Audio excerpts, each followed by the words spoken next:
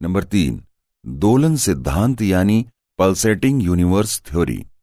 यह अपेक्षाकृत नवीन सिद्धांत है। इसका प्रतिपादन 1941 में डॉक्टर एलन संडेज ने किया।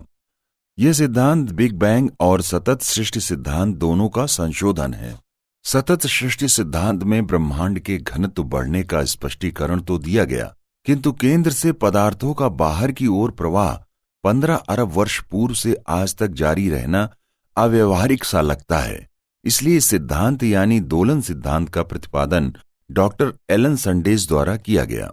इस सिद्धांत के अनुसार सघन पिंड यानी सुपर डेंस बॉडी में विस्फोट होता है और विस्फोट के पश्चात सभी पदार्थ बाहर की ओर प्रक्षेपित हो उठते हैं। प्रक्षेपण के बाद प्रारंभ में पदार्थों के बाहर की ओर प्रसरण की गति अत्यधिक तीव्र रहती है, किंतु धीरे धीरे गति में ह्रास आता जाता है। 12.5 अरब प्रकाश वर्ष की सीमा पर पहुंचने तक ये गतिहीन हो जाते हैं और रुक जाते हैं। गति अवरुद्ध होते ही केंद्र इन्हें पुनः आकृष्ट कर लेता है और विपरीत प्रक्रिया संकुचन की प्रक्रिया यानी कॉन्ट्रैक्शन प्रोसेस प्रारंभ हो जाती है।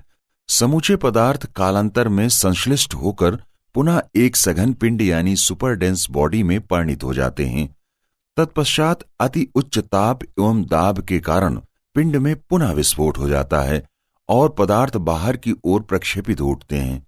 12.5 अरब प्रकाश वर्ष की सीमा पर पहुंचकर ये पुनः रुक जाते हैं और रुकते ही विपरीत प्रक्रिया प्रारंभ हो जाती है और कालांतर में वे पदार्थ पुनः एक सघन पिंड में परिवर्तित हो जाते हैं, जिसमें पुनः विस्फोट होता है। इस प्रकार इस सिद्धांत के अनुसार ब्रह्मांड के सृजन और विनाश की प्रक्रिया अनवरत चलती रहती है। यह एक चक्रीय प्रक्रिया यानी साइक्लिक प्रोसेस है।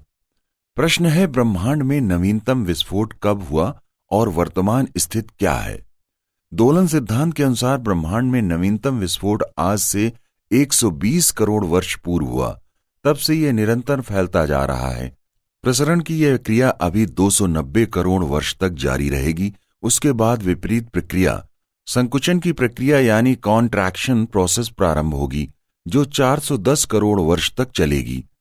अब यदि सिद्धांत को सत्य मान लिया जाए तो हमारी कई मान्यताएं जो वैज्ञानिक रूप से प्रमाणित हैं, मान्य हैं, असत्य सिद्ध हो जाएंगी। जैसे अब तक मान्य मत के अनुसार ब्रह्मांड की उम्र 15 अरब वर्ष, सूर्य की 8.5 अरब वर्ष, पृथ्वी की 4.6 अरब वर्ष है। ये मान्यताएं गलत हो जाएंगी, क्योंकि दोलन सिद्धांत के अनुसार तो ब्रह्मांड की उम्र 1.2 अरब वर्ष है। फिर सूर्य और पृथ्वी की उम्र तो इससे भी कम होनी चाहिए, जो कि अब तक की मान्यता के अनुसार ऐसा नहीं है। इसलिए दोलन सिद्धांत को परिकल्पना यानी ओसिलेशन हाइपोथेसिस माना जाता है। फिर भी इस सिद्धांत पर काफी शोध जारी है, क्योंकि 1.2 अरब वर्ष का समय भी एक काफी बड़ी अवधि है।